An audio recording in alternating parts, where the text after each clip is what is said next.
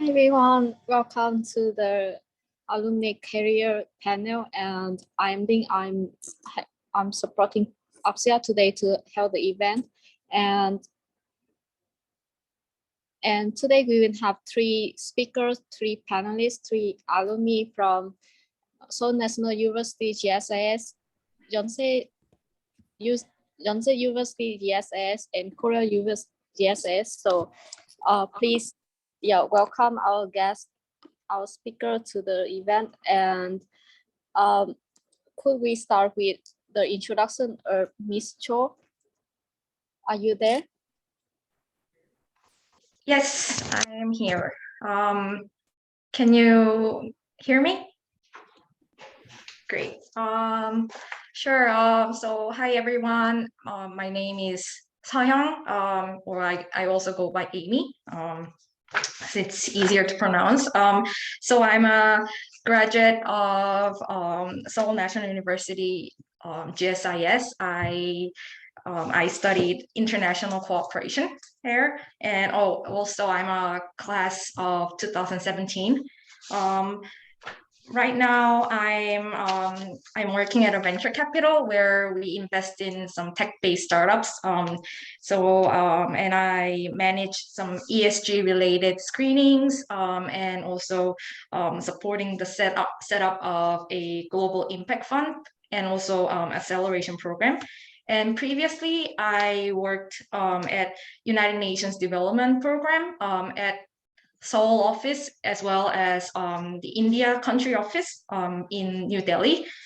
So there I worked as a consultant and also a UN volunteer, fully funded by the Ministry of Foreign Affairs, where I supported work on promoting innovation and social entrepreneurship among girls, and also and some local youth. So yeah, and I guess that's about it. So yeah, so please feel free to ask me any questions about me. Thank you. Yeah, thank you, Ms. Cho, and thank you so much for joining our panelists today. And next we will have the introduction from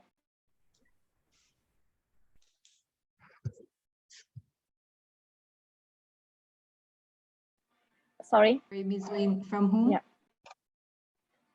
from Miss Diana Park.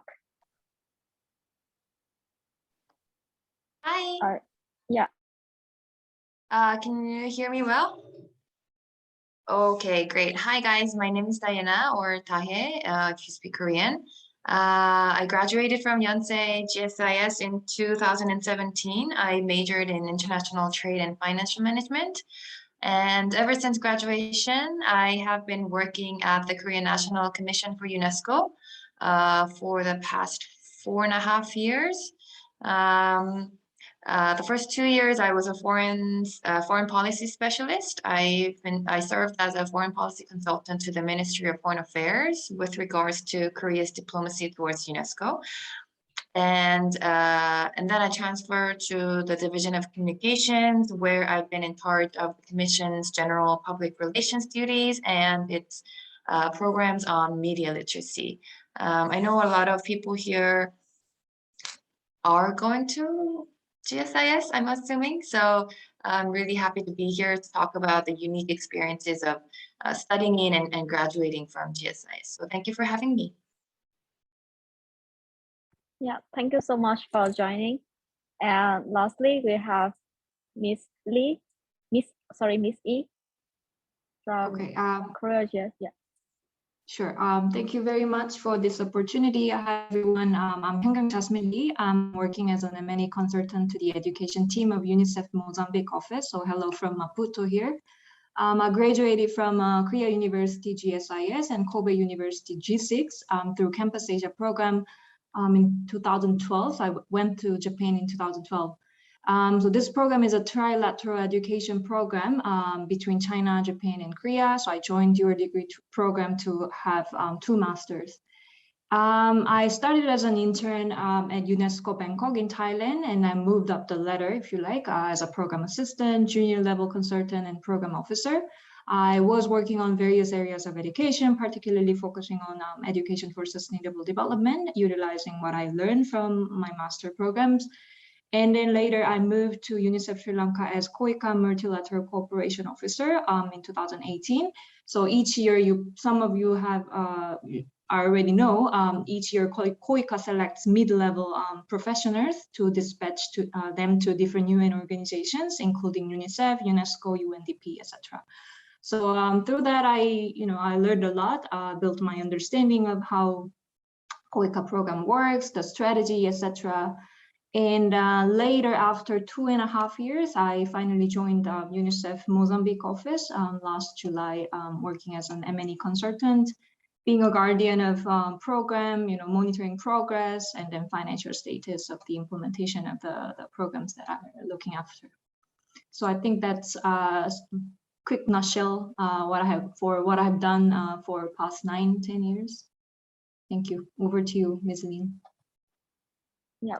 Thank you so much, and thank you for joining. Like, I know that you are really busy, but you give us the time for today. So really, we really appreciate it. And the other attendance. So today is a chance for you to talk to the alumni from 3 top university in Korea, especially in GSIS field. So if you have any questions, please feel free to put it in the chat or raise your hand and ask questions directly to the speaker, or if not, then we will go with the questions that we get through the survey. So anyone has any questions to the speaker?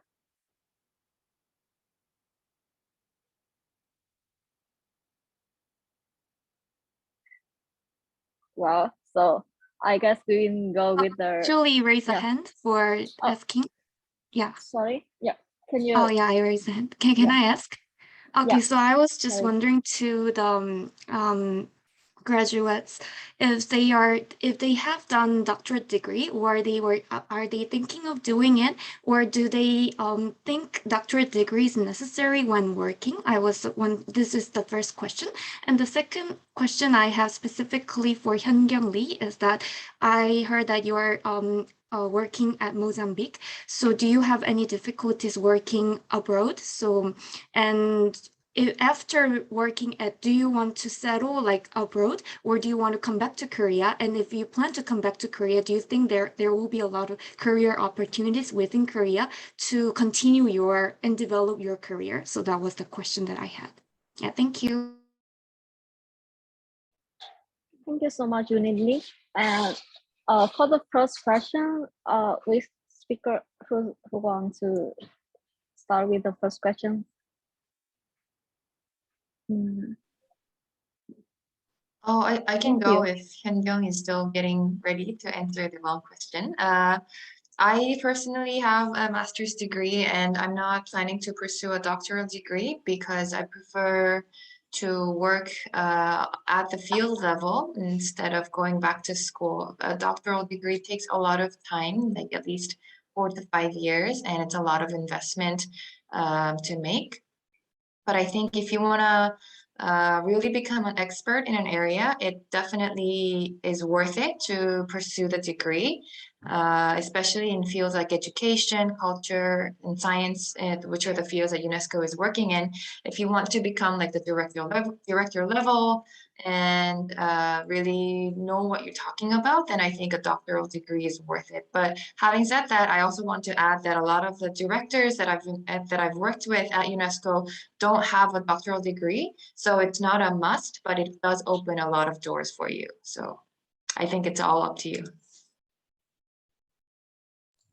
So if I may go next, I think I just echo what Ms. Diana Park has said. I think I have two master degree. I think that's enough to begin with. And then PhD, I'm still, you know, I'm still not sure. I probably want to study a bit more about education or maybe explore different areas of the work that is relevant to what I'm doing. But it's not, I would say it's not mandatory or necessary to get into the area of international development work. But as Ms. Park said, if you like to have a specific, technical knowledge and then you want to be an expert in certain area, that probably PhD will be helpful. If I remember your question correctly, I have been living abroad, I think, for the past 10 years. And then, yes, I think there is a difficulty in working and living abroad, but I wouldn't say the difficulty is with the organization. I think UNESCO, UNICEF have been very inclusive and multicultural working environment. It's just a matter of you being just, blended in and then accommodating yourself in different culture. But obviously, being abroad as a one person living alone, it's a lot of things that you have to deal with. And you need to be culturally very sensitive.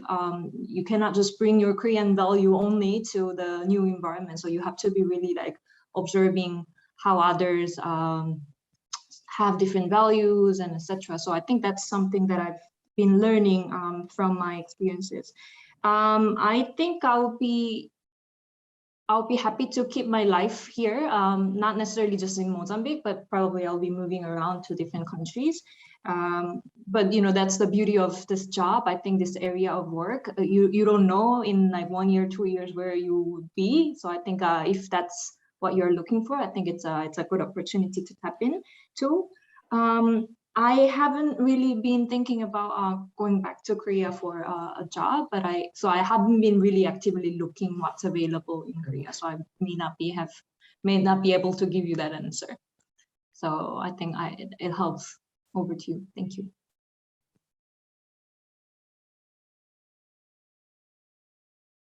Oh, thank you so much.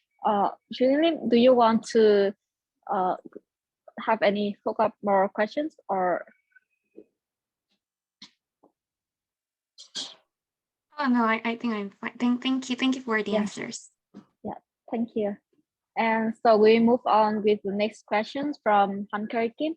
So she wonder whether the speaker have worked in, is there any specific activity that the speaker did to work in the international organization? So could you answer to Hyunkyung?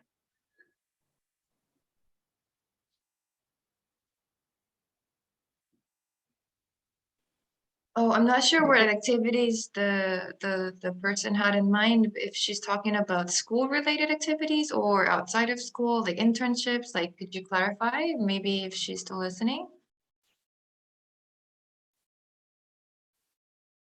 Hi. Yeah, the outside school activities. After graduation, right?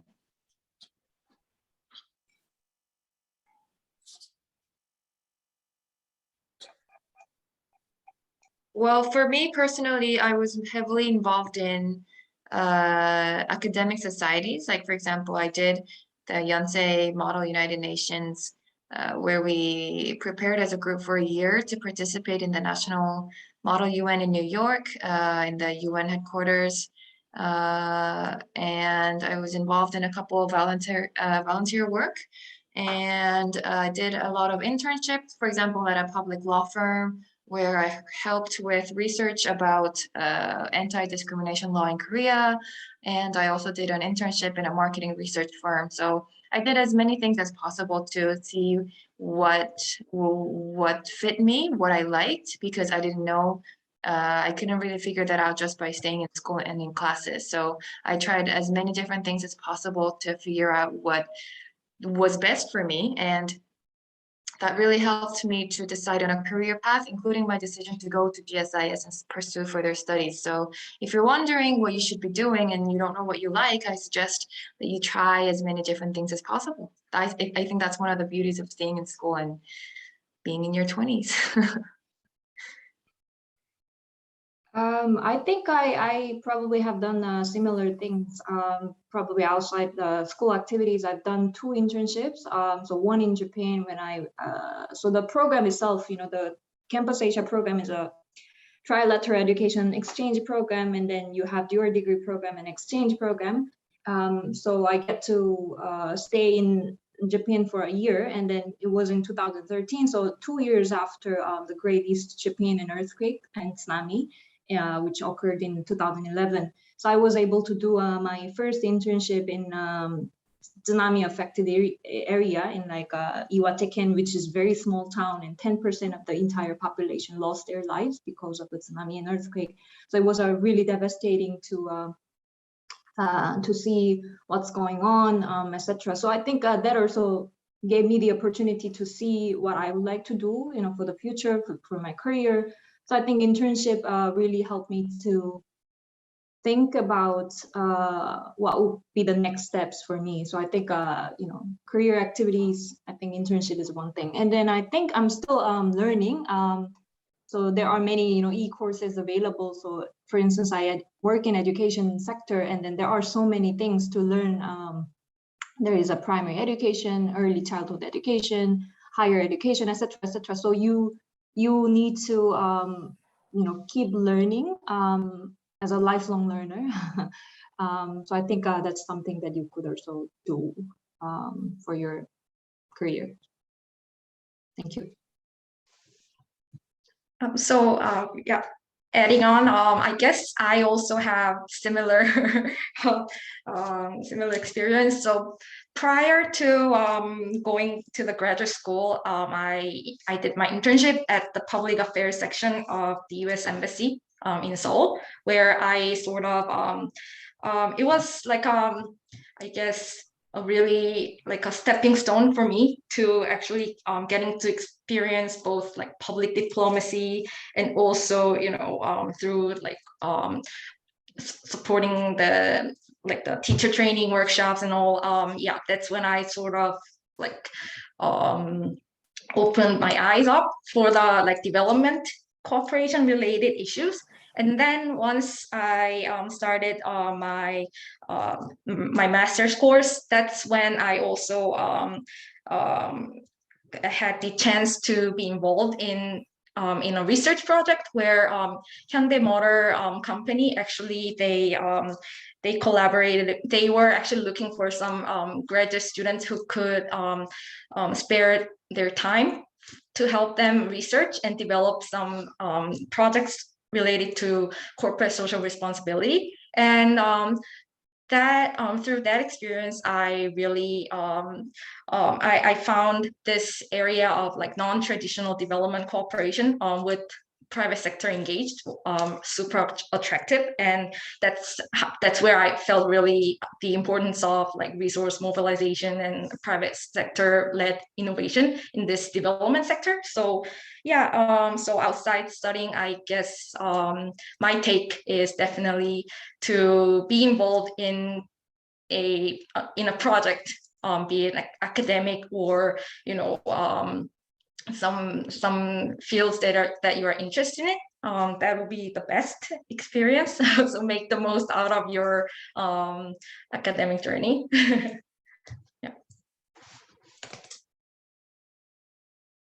Yeah, thank you so much for 3 speakers for sharing your experience, and it really helps us to know like what you did and how you achieved your career path these days. And Chongdan also have kind of similar questions, but in more detail, what is the most important activities or skill to get a career at international organization? Like, for example, research at GSIS or internship and working experience. In your point of view, what is the most important?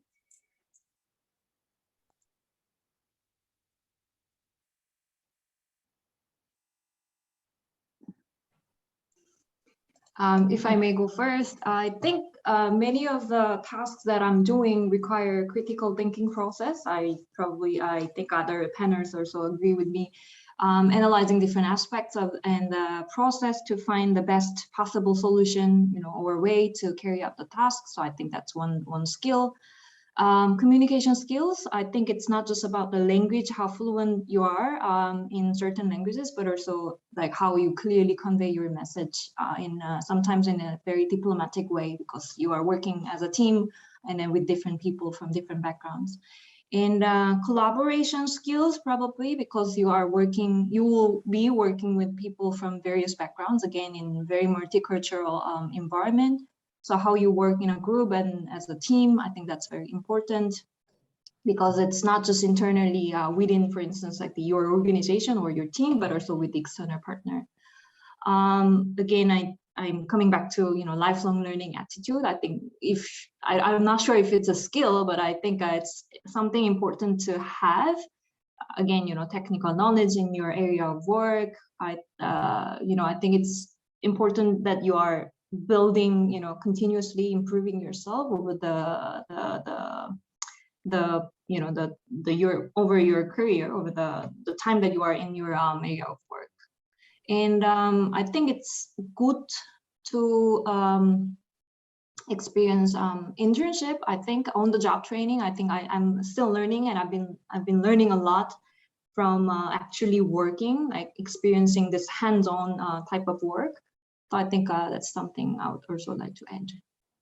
Over to you, any other speakers?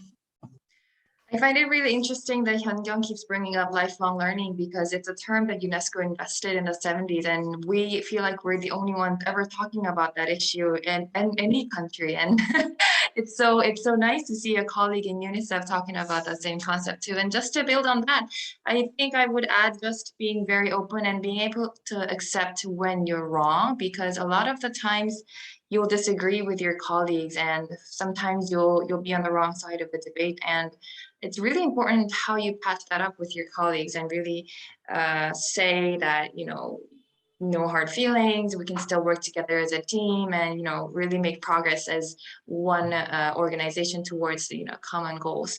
But besides those soft skills, I think the question was also asking like research versus internship versus working experiences. If you are more on that, I think it depends on what you want to do. If you want to stay on the research track, because there are research tracks within international organizations, there are experts who conduct research on the field and in headquarters and offices about like program plans, program evaluation, monitoring and stuff. So if you're more into that, I think staying on the research track might help. But if you want to get more hands-on experiences and really learn to speak the language of that field, I think getting some exposure through internships is really important.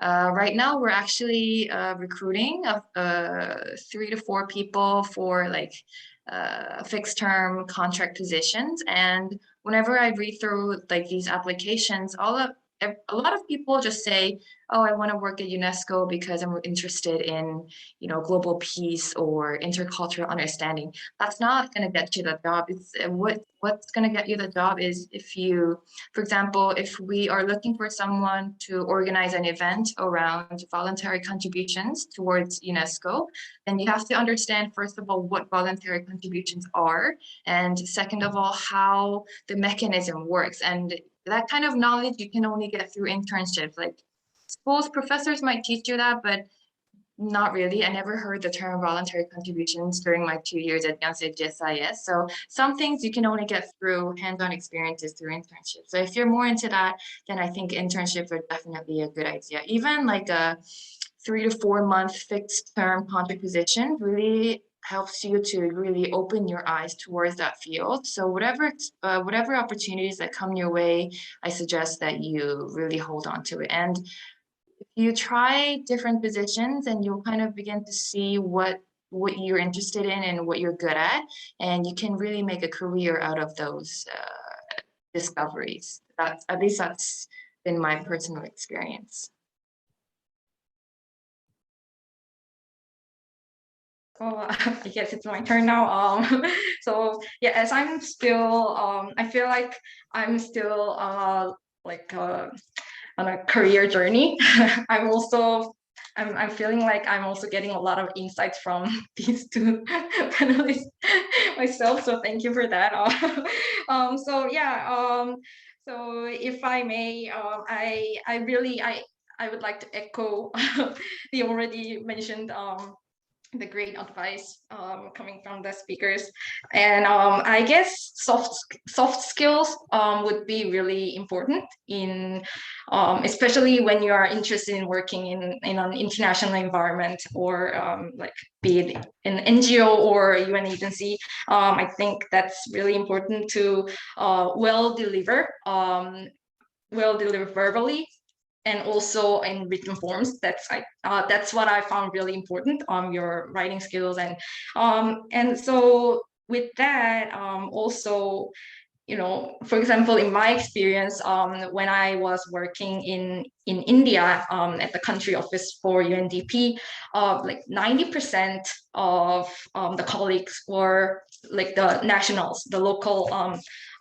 And there, I thought, you know, before coming to India, I thought I was pretty much be ready for like a multicultural environment. But then when I actually got there, I sort of struggled in the beginning, like, you know, all sorts of things, like from culture shock and, you know, like some of the miscommunications and you know some perplexity. And so so I guess in that sense, trying to be patient, especially when you are when you are overseas, and trying to learn from the experience, learn from the experience of communicating with your counterpart, with your local counterpart, and also your international counterpart. And I think from that experience, in that regard, I thought UN volunteer program is something I would definitely recommend. If you are Korean national, there are like several types of UNV contract, like KOICA funds a certain pool of students who are still enrolled in graduate school or in undergraduate. So and it's like a really short term, like around 6 months. So I guess if you're really interested in like what UN does on the field, I think that's like a great opportunity for you to get a grasp on, get familiar with all the UN jargons and, you know, like the work ethics and the working environment. I guess UN volunteer would be really like, other than internship, it would be really like an accessible experience. So I highly recommend that. And yeah, I guess that's about it. Yeah, thank you. Really, thank you. It's really good answer and really good advice for us who are on the way to find our career path. And he also have the questions to Miss Hyunkyung Lee. So she wonder why you decided to do dual degree program and what are the good points for participating in the program? Yeah, thank you for that question. So I think in a nutshell, so until undergraduate years, I've never studied abroad. So I really wanted to go abroad and study, you know, like experience different things. So I was looking for that opportunity after I entered KU GSIS, and then Campus Asia program, if I'm not mistaken, started in 2012. So I was like, okay, this is something that I can join. And then I did an interview, I wrote, you know, the application, etc. So it was really like a smooth, kind of naturally, you know, it just happened. I wanted to study abroad, and then the opportunity was available at my school, so why not take it? So that was kind of, you know, my thinking process. The good points about this program, I think as I mentioned in my the introduction, I think it really helped me to have it shaped the foundation, very strong foundation of earlier phase of my career, because I was able to experience the internship in totally new environment with new language, new people. And then it also supported me to go to the UNESCO Bangkok for an internship for 6 months. There was a scholarship, there was a recommendation letter, etc. So it really opened so many doors for me to see what it's actually like in working in international organization, whether I like it. It was like a learning process about what I want for my career. So that's something that I really took in, from the program. I hope you answered the question. Over.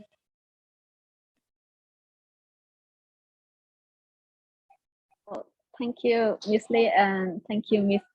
Hao, for sharing the information in the chat box. So yeah, if you are looking for a certain career opportunity, you can look up. You can see the link in the chat box. And the next question is from Ngọc Anh. So she wants to hear more about your internship experience. For example, how you got those opportunities and how you overcame all the difficulties. And yeah.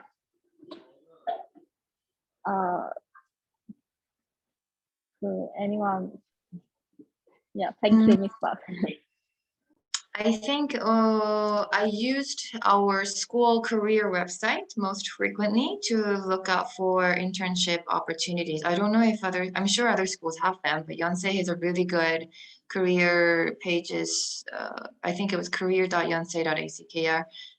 They update it every day, and they update even the internships from the smallest NGOs and public organizations on the website. So that was one of the most credible sources and one of the most diverse information boards for me. So there I got to apply to a public law firm, marketing agency, research agency, and a couple others that I can't remember right now. But so school boards are #1 priority for me. And if you have a specific organization that you want to work for, then constantly checking their organizations for any other career openings is a must, because not a lot of them have the capacity to advertise everywhere. And their postings just stay on their very own website. So checking for the internal websites is also a big priority. And difficulties, I'm not sure what the question person meant, but like I had a very diverse range of internships, ranging from law to marketing. So I guess one of the most difficult aspects of that was having to adjust to the very different fields every time I switched positions. But it was also a very fun experience, because you never know what you're good at until you try your hands at it. So it was a very exciting, eye-opening self-discovery journey for me. And you have your colleagues with you, your fellow interns, your 선배s, right? They are very kind to you if you ask the right questions. So I don't think internships were very, like agonizing or excruciating. They were always very fun. Interns are supposed to be fun. They don't expect a lot from interns. So it's always a fun opportunity to explore what you like.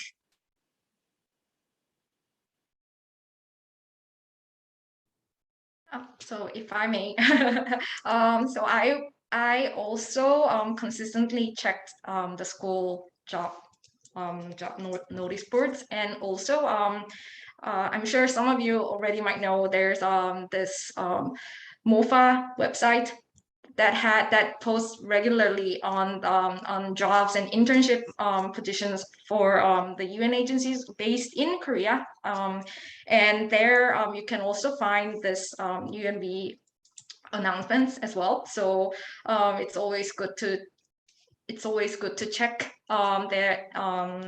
check for positions regularly if you're interested in a certain field. And even if you don't, so in my opinion, even if some of the positions that you are not quite qualified for the academic or for the technical work experience, I still think it's always good to have a look at it, have a look at the terms of reference, so that you could actually like plan out what you would need, like plan out ahead, plan out the experience you need to have in advance. So I guess that's also like a learning opportunity for you. And also these days, from I heard this from my like former interns when I was working for UNDP, saying that they used LinkedIn a lot.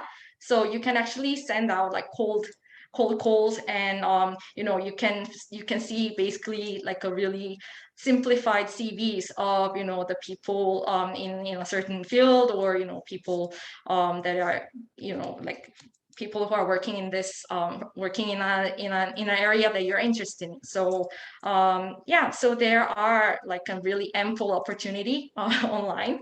So yeah, I think that's so you can just go ahead and like try to grab your chance. Thank you. I think most of the parts, the important parts, are covered by other speakers. I just would like to add. I think Ms. Park has already mentioned. There are many of our alumni, your colleagues, from your school, and then you can reach out to them. For instance, in Kobe University, I was doing my first master, and then many of the professors there, they have many projects working together with the UN organization. So in our case, it was a UNESCO Benko. So you naturally became interested in, okay, what the professor is doing, what your 선배 or your seniors are doing, etc. So you get to have that information because you are within the school that you are in. And then many of my 선배, like a senior, they help me prepare like CV, cover letter, because everything is new. You don't have that kind of structure or the like of basic information, like where to begin. And that was really, I received a lot of help from my fellow peers, the colleagues, and then your 선배, seniors. So I think that's something that you can practice, and then you get to improve. I just wanted to add that. Thank you.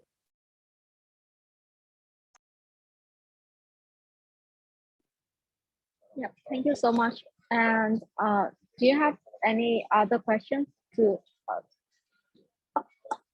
the participants? Do you have any other questions?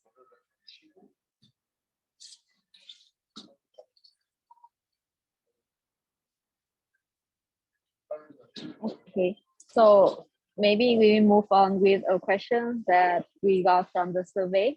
So for example, Ms. Lee, you're also working abroad. So there are a lot of foreigners in GSIS who want to stay in Korea, and we got the questions about the opportunities for the foreigners to work abroad in this field. So how do you think about it, especially foreigner in Korea or Korean moving to other country after graduation? So the question is to me, right? Directly to me. And then you're asking me about the Koreans who are interested in international development, and also foreigners who are graduating international, the GSIS from Korea, and then who are interested in international development career. I think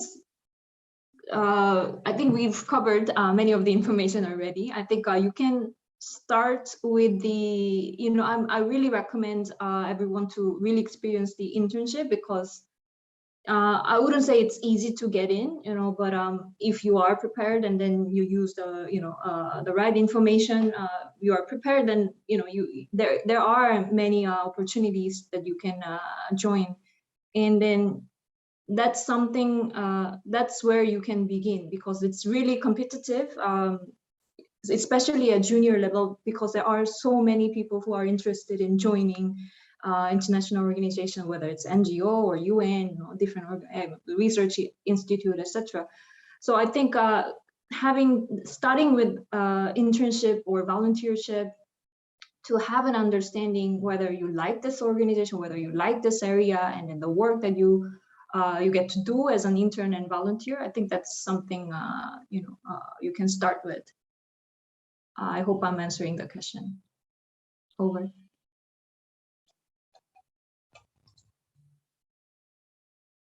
Yeah, thank you so much. And Miss Lee and Miss Choi and Miss Park, how about the chance for foreigners to work, for example, in your firms? Are there many foreigners, and how's the chance for them to work in Korea? Oh, I think Korean National Commission is a very unique case where, so we were first created to support UNESCO activities within Korea. So mostly our staff members are of Korean nationality, and we have one foreigner who is our English editor, and that's about it. So because we exist for the Korean society, we don't essentially hire a lot of foreigners. So I don't think I'm the right person to answer this question. Yeah, sorry.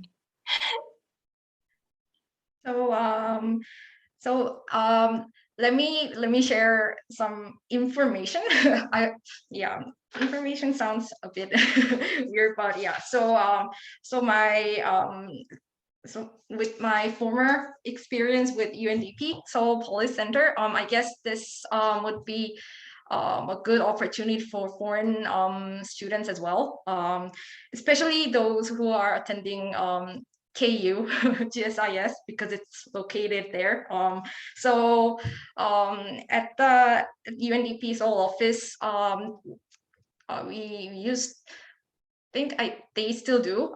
There are probably like 2 or 3 interns per semester that help with like, for example, English editing, and like for the rollout of programs. And since there are obviously some foreign staffs, there are of course like foreign interns from foreign nationalities as well. So and the best part would be, well, not not the most appealing, but before, like few years back, the Seoul office wouldn't pay the interns. It was a total unpaid internship, sad to say. But now I think starting year 2020, UNDP started to pay the interns. So it's not considered, it's not a considerable amount as what you can say as wage, but it's definitely helping to sort of financially support you while working for the center. So I guess I think yeah, try to look for opportunities there if you're looking for an internship. And also sometimes there are some consultancy positions open. So yeah, if you have any questions on Seoul office, yeah, I could actually share more if you want. So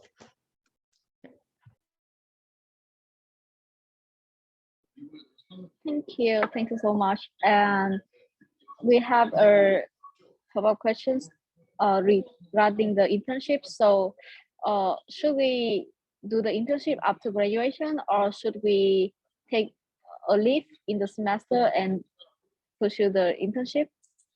What do you think about this?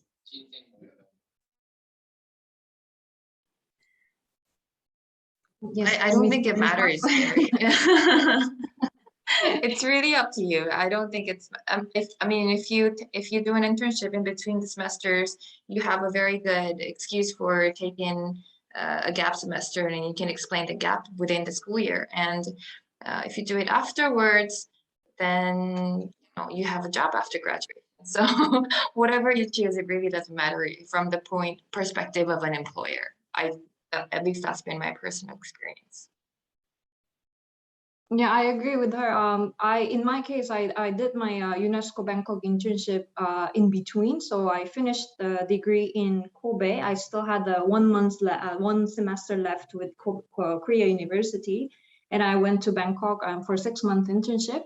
And then I didn't want it to be ending there. You know, I wanted to pursue and I wanted to continue anyway. I have one master, and then I want to pursue the career. Obviously, the remaining one semester became a little, challenge for me because I needed to finish and I needed to write a thesis. So I took a break as long as possible, but it was, always back in my mind, I have to finish this. So it really depends on, your situation, what your plan after your graduation. So it really, I don't think it's a big issue in any case. Can I just add, if people, or sometimes people are very scared to take a gap semester because they are afraid of graduating late. And I just wanted to share my story. For my undergraduate years, I attended UIC Yonsei from 2009 to 2015. That's like a 6-year time, right? When you're supposed to be graduating 4 years.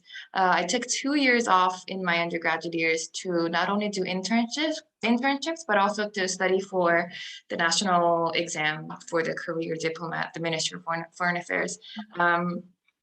I didn't pass the exam. I kind of gave up in the middle, but I still had that 2-year gap in my resume, but I still went to GSIS, still got a job with no problem. So I don't think you should be afraid to have those gaps in your resumes, in your lifetimes. It's not a very big deal if you end up somewhere you want to be. So I don't know. It's very easy for me to say because I've already been there and done that, but I would still suggest that you take your time as much as you want and try out different things and really find what you're passionate about, because in the end, that's what gets you the job. If you like something and if you get good at it, then it's easy to get a career out of it. So don't be afraid to take gap semesters. I don't know if professors will like me for saying this, but that's my opinion.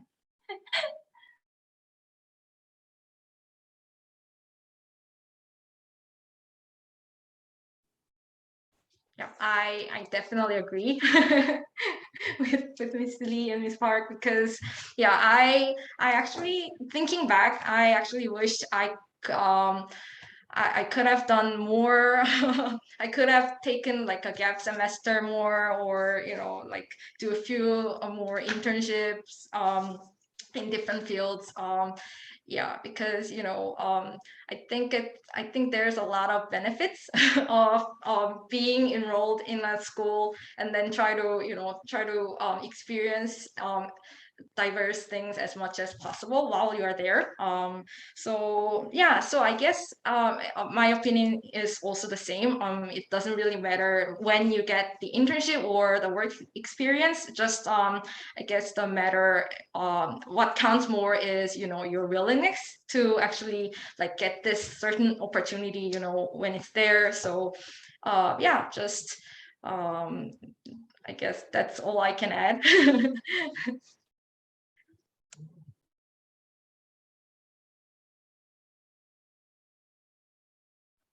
Thank you so much. It's really, really great sharing. And I think it's also like motivates us, the student, a lot. We are really thinking about what we should do, and whether sometimes we have the chance, but we are afraid of taking a break in the semester. But I think, yeah, what you're saying is totally right. Tu Bui, do you want to speak up? Yeah, so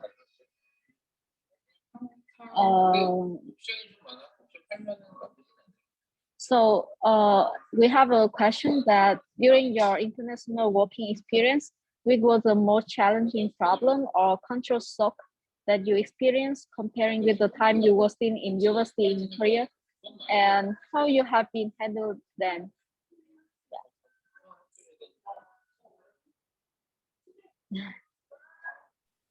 I think that question is more meant for Hyunkyung, who is actually in Mozambique right now. So. Challenging problems living abroad. I think, as a woman, I think this, panel, the entire purpose is to, like kind of give an insight and then share experiences as a woman working in international development area. I guess, the safety would be very much of the concern. I wouldn't say there were so many like challenging problems and culture shock. Obviously, there are different things, but I guess I'm pretty much used to it after, 10 years of living abroad. You've seen enough, like one thing happens and I was okay, that was expectable, type of thing. So but safety would be something that is very different from what you get in Korea. You are very in a safe, organized space. If you are in Korea, and then I'm Korean, I lived there, more than 25 years. And then you go abroad, you look different, you speak different language, you might not be able to speak the language that, that's spoken in that country. So I think that's something that you need to be really aware of. Like, you have to be really like, observing, your surroundings and environment. That's something just, your just personal safety, that's something you have to pay attention to. So I think that's about it. Any other experiences from other speakers, perhaps?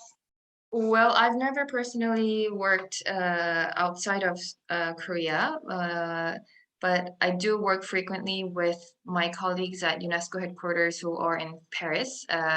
And one of the most immediate culture shocks I had was their holiday cultures. They go on holidays for 3-4 weeks a year, which is unimaginable in Korea, right? Nobody does that here. Everyone is a workaholic and nobody goes away on holidays for like a month. And for a lot of Europeans, it's very natural that they stop all of their work, like stop it immediately and just go on a vacation for 3 to 4 weeks, and everything just stops in summer. So but in Korea, the summer is one of the busiest times, especially when you're working with government officials. They are, working very hard around the clock to make sure that their budget is spent, to make sure that all the programs are on their way. So summer is busy in Korea, but in Europe, everything stops. So it's very hard to work with our colleagues in Paris in the summer. So I think that's one small but very like, oh my God, kind of an experience for me.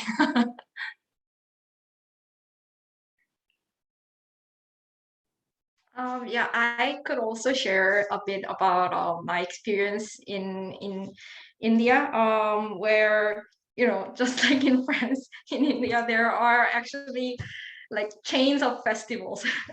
Since it's it's a country of like multi-religions, there are just a lot of UN holidays and also like in between like really local festivals. So yeah, I guess from that experience of in encountering those, a lot of I guess like really temporary like pauses in between works, patience is one I like really gained from working with colleagues from other cultures. And also really, I mean, it's definitely hard, and it's also kind of frustrating, especially when you are new to this environment. I myself was also really frustrating, and I thought I didn't really get along with with this culture specifically. But then, I just decided to be a little like soft on myself and decided to open up. And yeah, that's I try to, for example, like just ask more questions on the cultures, and some questions were just out of curiosity, and some were just intended for opening up for more conversations. But yeah, anyhow, it really helped to really communicate and better understand the colleagues. So yeah, and also after my Indian experience, I that's when I returned to Korea. That's when I started to work for the UNDP office in Seoul. There, we also had some colleagues from other countries, and we were also consistently interacting with colleagues from the regional office in Bangkok. I guess my take was really the same to really have like really communicate as much as you can and by doing that you sort of learn like what how to deal with like how to deal with like a colleague with a certain trait and so on. So yeah, patience and open-mindedness and proactiveness are like my key lessons learned.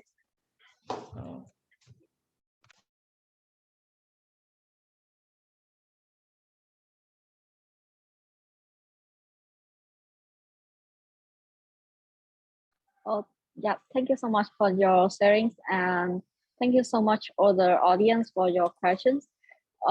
As we are running out of time, and for Miss Lee, she will start her days soon, right? I think it's like 9 a.m. in Mozambique. So it's actually holiday today. I didn't know. Oh, oh, nice.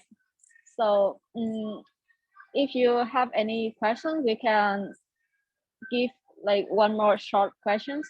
Or speaker, do you want to share anything?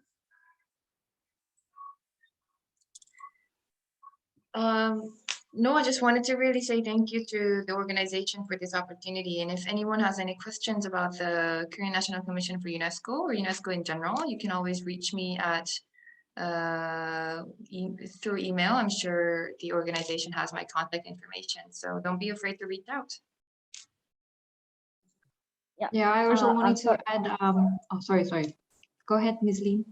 Yeah, I'm sorry. So could you please write in the chat box, because we have some attendants that didn't register. So yeah, I think it's better to share now. Thank you.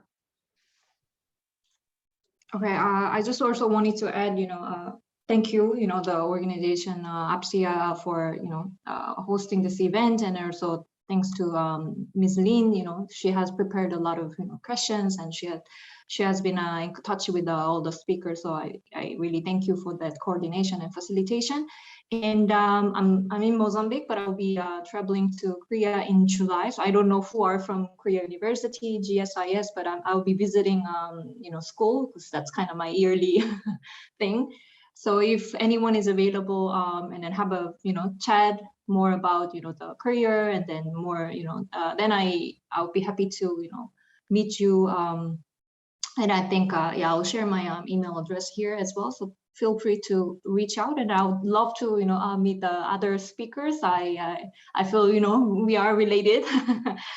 We have similar experiences, so I'll be very happy to catch up with the other speakers too. Yeah, thank you. Yes. So yeah, I also would like to express a big thank you to the organizers. When I first got this invitation request from Miss Lin, I wasn't sure like I thought like I wasn't quite qualified to actually like speak and share about my experience through this awesome panel. So yeah, but I wish we had more time to talk more in depth and share our